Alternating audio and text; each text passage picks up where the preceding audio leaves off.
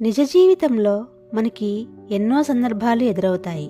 కానీ కొన్ని సంఘటనలు మాత్రమే మనకి జీవిత సత్యాన్ని నేర్పిస్తాయి. మరి ఆ కథ ఏమిటో తెలుసుకుందామా? ఒకరోజు నేను ఒక పండ్ల షాపుకు వెళ్ళాను. అక్కడ కొన్ని ద్రాక్ష పళ్ళు కనిపించాయి. షాపు వాడిని అడిగాను, అన్నా, ఈ ద్రాక్ష పళ్ళు కిలో ఎంత? అతను అన్నాడు, ఇవి గుత్తులుగా ఉన్నాయి, కిలో 100 రూపాయలు మేడం. అదే ప్రక్కన కొన్ని ద్రాక్ష పళ్ళు విడిగా పడి ఉన్నాయి. అవి ఎంత అని అడిగాను. అతను ప్రశాంతంగా అన్నాడు, అవి కిలో 50 రూపాయలు మేడం. నాకు ఆశ్చర్యం వేసింది.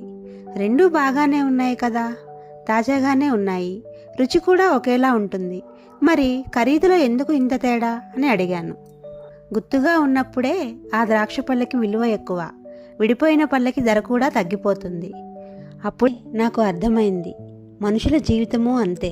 కుటుంబం, స్నేహితులు, బంధాలు కలిసి ఉన్నప్పుడే మనకి విలువ, గౌరవం, అలాగే బలం కూడా. అహంకారం, కోపం, అహమానం ఇవన్నీ వచ్చి బంధాల నుంచి విడిపోయినప్పుడు మన విలువ తగ్గిపోతుంది, మన బలం కూడా తగ్గుతుంది, అలాగే మన గౌరవం కూడా.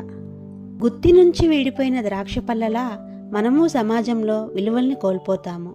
అందుకే బంధాలతో కలిసి నడవండి.